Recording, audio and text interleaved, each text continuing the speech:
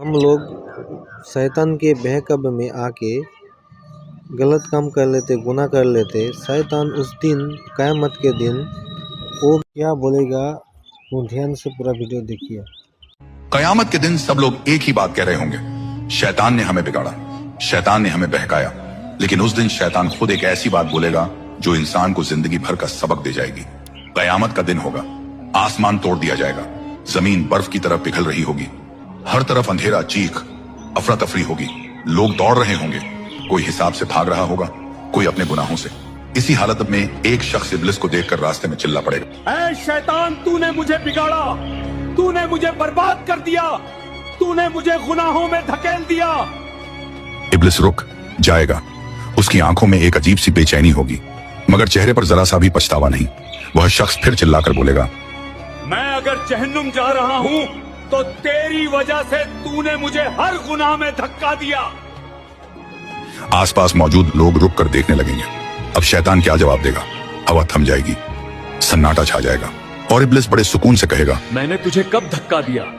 मैंने कब तेरा हाथ पकड़कर गुनाह करवाया? मैं तो सिर्फ बुलाता था, चलते तुम खुद थे।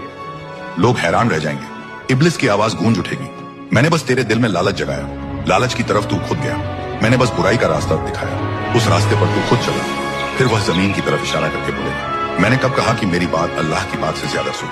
उस शख्स का चेहरा सफेद पड़ जाएगा, उसकी रूह कांप उठेगी। तब शैतान गरज कर बोलेगा, जब अल्लाह ने मना किया, बुराई की तरफ मत जाओ, और मैंने बुलाया, फिर भी तुमने मुझे चुना, तो अब मुझे क्यों दोष देते हो?